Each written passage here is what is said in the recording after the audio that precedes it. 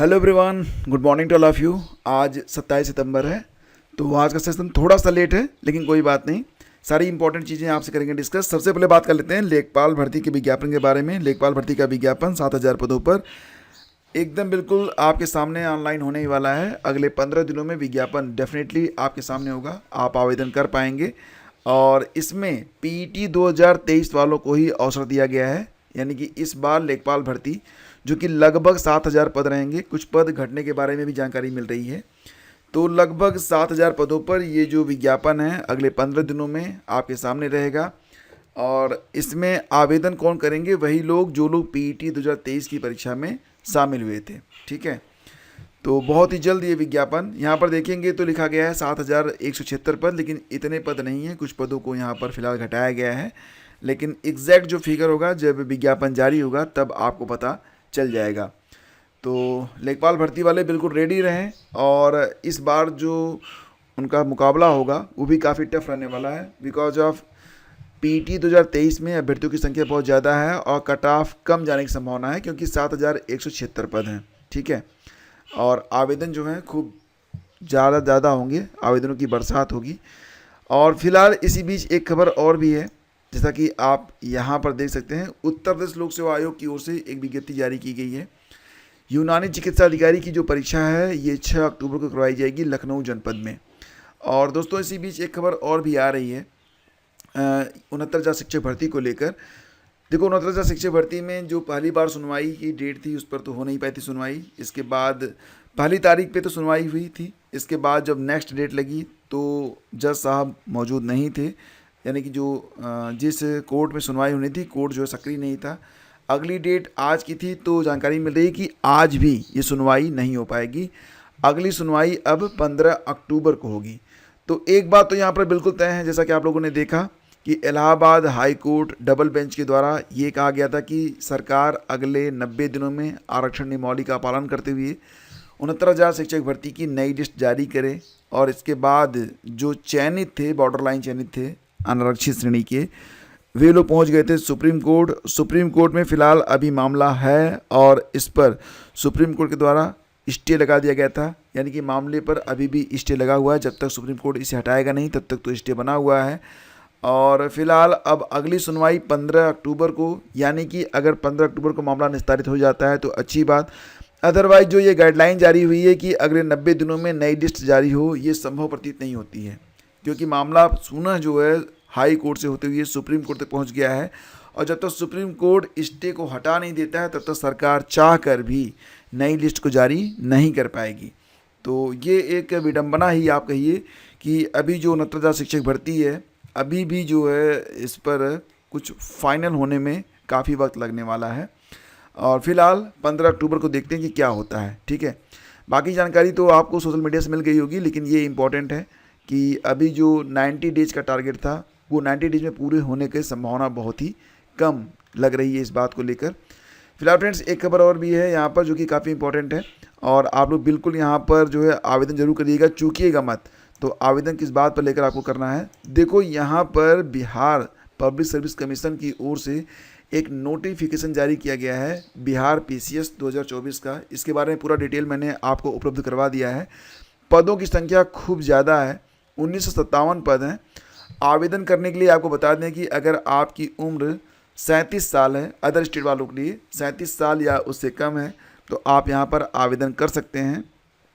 कुल मिला के 1957 पद हैं। इसमें डीवाईएसपी के ही 136 पद हैं, एसडीएम के 200 पद हैं, ग्रामीण विकास अधिकारी के 393 पद हैं। इसके अलावा 233 पद आपूर्ति निरीक्षक के हैं, 213 पद हैं आपके विभिन्न विभागों में। मतलब ये है कि कुल मिला के लगभग 2,000 पदों पर यह विज्ञप्ति प्रकाशित की गई है। आवेदन आपके 28 सितंबर से स्टार्ट होंगे, चलेंगे 18 अक्टूबर तक। 600 रुपये की फ़ीस देकर आप आवेदन कर सकते हैं। और यहाँ पर देखो, बिहार पीसीएस में सबसे अच्छी बात क्या होती है? केवल एक पेपर होता है आपका। जी हाँ दोस्तों, प्री में केवल एक पेपर होता है। मेंस आपका कुल मिला के 900 नंबर का होता है। पूरी जानकारी मैंने आपको, और पूरा नोटिफिकेशन, सिलेबस, चयन प्रक्रिया, किस प्रकार से आप आवेदन करेंगे, सारी जानकारी मैंने एक वीडियो के माध्यम से आपको उपलब्ध करवा दिया है। और इसका लिंक मैं आपको पहले कमेंट में दे दूंगा, तो उसको जाकर आप लोग तुरंत देख लीजिए। ये बहुत ही इंपॉर्टेंट है और चूकिएगा मत, क्योंकि वही कहते हैं ना कि अगर चूक गए तो फिर अगला अवसर मिलने में आपको काफ़ी वक्त लगेगा। और क्योंकि देखो यहाँ पर ऐसी भी जानकारी ये भी निकल के सामने आ रही कि सरकार जो है वो SOP स्टैंडर्ड ऑपरेटिंग प्रोसीजर को लेकर बदलाव करने के पक्ष में नहीं है। और जानकारी मिल रही है कि UP PCS की परीक्षा जो कि अक्टूबर माह में होने वाली है, ये दिसंबर में जा रही है। हालांकि जानकारी मिल रही है कि अगले सप्ताह तक आपको नोटिफिकेशन देखने को मिल जाएगा। लेकिन फिलहाल आप लोग ये मान चलिए कि आपकी जो परीक्षा है इसमें कितना भी समय क्यों ना हो, चाहे अक्टूबर में हो, चाहे दिसंबर में हो, चाहे नवंबर में हो, नवंबर में तो चांसेस बहुत कम हैं, लेकिन फिर भी आपको जो तैयारी करनी है वो अपने लेवल से करते रहना है, क्योंकि प्रतियोगिता बहुत ही टफ होती जा रही है दिन प्रतिदिन। अगर आप देखेंगे 2017 के पहले का पेपर और 2017 के बाद से लेकर अब तक का क्वेश्चन पेपर अगर आप देखेंगे तो डेफिनेटली आपको पता चल जाएगा कि यहाँ पर आपको जो है हर साल का पेपर वो उत्तरोत्तर जो है कठिन होता चला जा रहा है। तो बिल्कुल आप लोग तैयारी करते रहें और फिलहाल आयोग को जो काम करना है वो करेगा। लेकिन मैं मुख्य रूप से बताना चाहूँगा कि अगर आप PCS की तैयारी कर रहे हैं तो बिहार PCS से चूकिएगा मत। आगे बढ़ते हैं और कुछ और भी खबरें हैं, जैसे कि दूरसंचार कंपनियों को बताना होगा नेटवर्क 4G है या नहीं। तो देखो बात क्या है ना कि आप इंटरनेट तो यूज करते ही करते हैं, आप जिस एरिया में हैं वहाँ पर आपको 4G मिलेगा या 5G मिलेगा ये जानकारी आपको उपलब्ध नहीं कराई जाती है। आपको 5G का सिम दे दिया जाता है, उस पर छपा रहेगा 5G, लेकिन वो 5G वहाँ पर है ही नहीं, तो भ्रम में आ जाता है। तो यहाँ पर अब दूसरे कंपनियों को ये बताना पड़ेगा कि वो जिस एरिया में अपना सिम कार्ड सेल कर रहे हैं उस एरिया में किस प्रकार की सेवा उन्होंने उपलब्ध कराई है, वो 4G है, 5G है या फिर BSNL की तरह अभी भी 2G पर ही आपको जो है सर्विस लेनी पड़ेगी। मैं देखता हूँ BSNL ने 2000 से लेकर अब तक इन 24 सालों में कोई भी विशेष बदलाव नहीं किया है। अभी भी जिस एरिया में मैं रहता हूँ वहाँ पर अगर लाइट आती है तो नेटवर्क आ जाता है, लाइट चली जाती है तो नेटवर्क चला जाता है। और आज तक मैंने 3G तो लिखा हुआ देखा नहीं।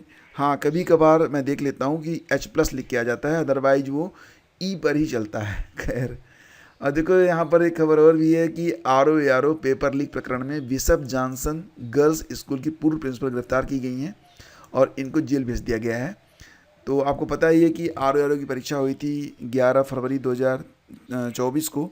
इसके बाद पेपर लीक हुआ था, पेपर लीक होने के बाद परीक्षा जो थी वो निरस्त कर दी गई थी और अब जो अगली डेट है 22 दिसंबर लगाई गई है। 22 दिसंबर 2024 को RO का री एग्ज़ाम करवाया जाएगा।